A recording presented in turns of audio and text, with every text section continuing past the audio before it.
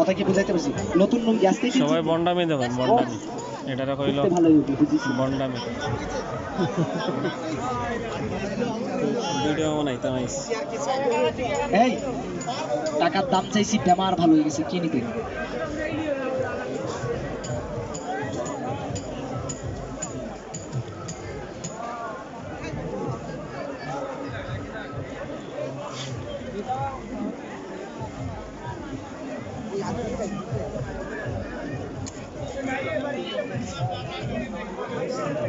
পাথর এটা চেঞ্জ করে।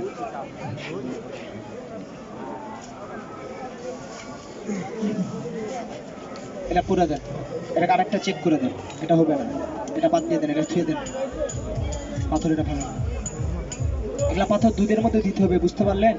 1 মাস 2 মাস পর পর 2, 4, 5 মিনিটের জন্য দুধের মধ্যে ভিজিয়ে রাখতে হবে, নাহলে পাথর মরে যাবে। কথা কি বুঝতে পারলেন?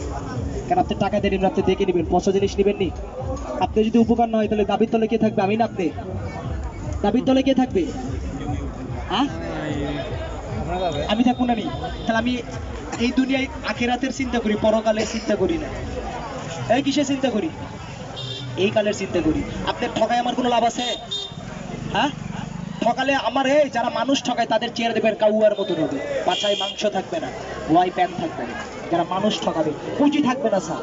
ওই দেখেন নাকি একজন মোবাইল ধরেছে, এই মোবাইল সামনে নিয়ে আসো, ভালো করে ভিডিও করে দিই, সেলিব্রিটি ওইদিকে আনো, আমি সামনে থেকে একটা সেলফি তুলে দিই, ওইদিকে আনো। সেলফি তোলা লাগতো না, আনো তো, আমি যারা তুলে দিই, নিয়ে আসো মা, সমস্যা নাই তো। নিয়ে আসেন আমার কাছে। আমি করছি তো আরে নিয়ে আসেন আমার কাছে, আমি আর সামনাসামনি তুলে দিই, কিছু কইয়া দিই আপনার মোবাইলে। আপনার চ্যানেলের নাম কি ওদিকে আনেন?